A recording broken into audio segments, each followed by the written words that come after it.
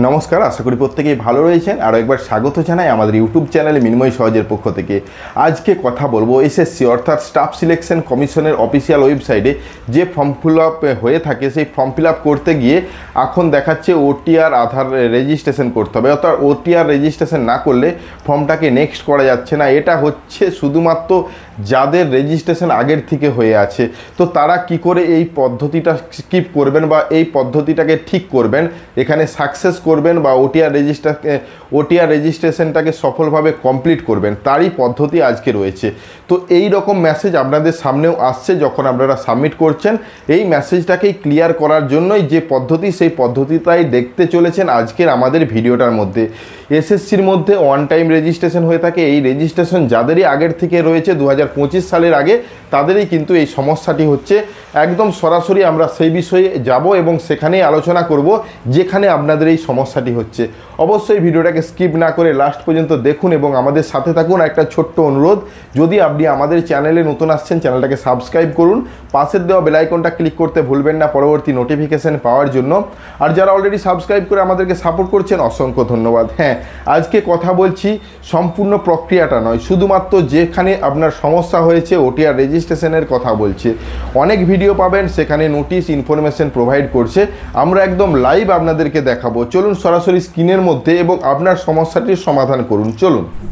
বর্তমানে stenographer CD বা combined Hindi ট্রান্সলেটরের তাছাড়া ফেজ 13 যে ফর্ম ফিল আপ চলছে, তো যাই ফর্ম ফিল আপ করুন না কেন, আপনার যদি ওয়ান টাইম রেজিস্ট্রেশন সমাপ্ত হয়ে থাকে আগে, তো আপনি যখনই এখানে অ্যাপ্লাই করতে যাবেন, দেখবেন প্রথম পেজটা ইনস্ট্রাকশন এসছে কিছু তথ্য, এবং ফর্ম ফিল আপ ফর্মে ক্লিক করলে সম্পূর্ণ ফর্মটা দেখতে পাবেন। বলা হচ্ছে যে 1 থেকে 18 নম্বর আপনি যা রেজিস্ট্রেশনে করে এসছেন সেটা অটোমেটিক থাকবে।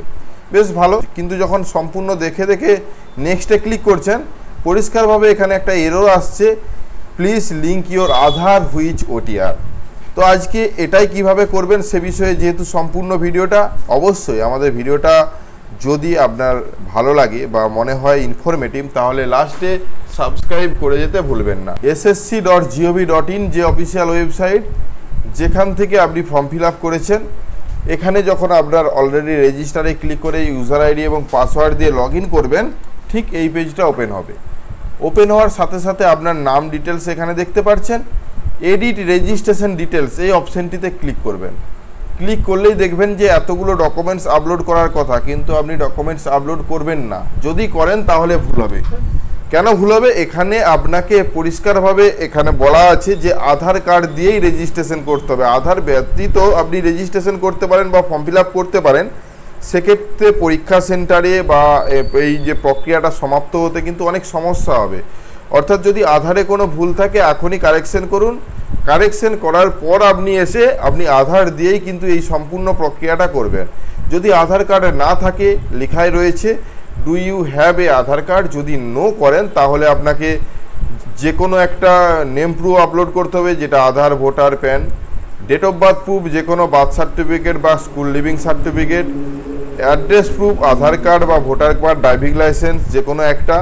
তারপর please upload photo, please upload gender proof অর্থাৎ Aadhaar, voter, date of birth, এই কয়েকটা জিনিস আপলোড করতে হবে। তো আপনাদের প্রত্যেকের কাছেই কিন্তু আধার কার্ড রয়েছে, তো আপনার কাছে আধার কার্ড ইয়েস করে দেওয়ার সাথে সাথে শুধুমাত্র আধার কার্ড নাম্বারটা দুবার লিখবেন এবং তারপরে টার্ম অ্যান্ড কন্ডিশনে ক্লিক করে সেন্ড ওটিপি ক্লিক করবেন। ওটিপিটা পাঠানোর সাথে সাথে যে রেজিস্টার মোবাইলটি রয়েছে, অর্থাৎ আধার কার্ডের সাথে রেজিস্টার থাকতে হবে কোনো মোবাইল নম্বর, লিঙ্ক যদি না থাকে তাহলে কিন্তু আপনি এই প্রক্রিয়াটা সমাপ্ত করতে পারবেন না। এবং একটা ওটিপি নম্বর লেখার জায়গা দিয়েছে এবং ভেরিফাই ওটিপি ক্লিক করবেন। ভেরিফাই ওটিপি ক্লিক করার সাথে সাথে দেখতে পাবেন যে Aadhaar verification successfully, click okay, save personal details, okay করলেন এবং সম্পূর্ণ পার্সোনাল ডিটেলসটা সেভ হয়ে যাবে। মেন দরকার আমার এটাই। তো এটা ক্লিক করলাম এবং এখানে দেখতে পাবেন সাকসেসফুল এবং পার্সোনাল ডিটেলস আপলোডেড সাকসেসফুল, ওকে হলো, নিচে ভেরিফাই হয়েছে। তো এই ভেরিফাইটা কিন্তু জরুরি, তবেই কিন্তু পরবর্তী ফর্ম ফিল আপে যেতে পারবেন। এখন যদি আমি আবেদন করি, যে স্টেপে আপনাকে ওটিআর রেজিস্ট্রেশন করার কথা বলছিল, সেই স্টেপে দেখতে পাচ্ছেন পার্সোনাল ডিটেলস সেভ সাকসেসফুলি লেখা উঠছে। তো তো এটাই হলো মেন ওটিআর রেজিস্ট্রেশনের মেন যে প্রসেস এটাই। তো এর পরবর্তীতে আপনারা প্রত্যেকেই জানেন কিভাবে ফর্মটা ফিল আপ করবেন। তো আমি নেক্সট স্টেপে অর্থাৎ এগুলো আপনারা step by step fill up করে এগিয়ে যাবেন। শুধুমাত্র এই স্টেপে আপনাদের সমস্যা হচ্ছিল, অনেকে অনেক রকম বিভ্রান্তকর নোটিশ বা SMS নানা রকম কিছু দেখিয়ে আপনাদেরকে নানা রকম বোঝানোর চেষ্টা করছিল। আমি আপনাদেরকে সরাসরি লাইভ একদম প্র্যাকটিক্যালি কিভাবে করবেন সেটা বুঝালাম।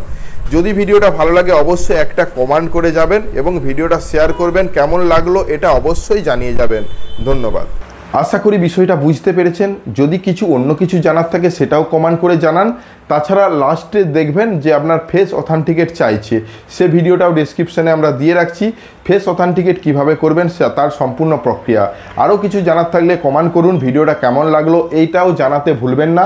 চ্যানেলে নতুন আসলে চ্যানেলটাকে সাবস্ক্রাইব করবেন, পাশের দেওয়া বেল আইকনটা ক্লিক করতে ভুলবেন না পরবর্তী নোটিফিকেশন পাওয়ার জন্য।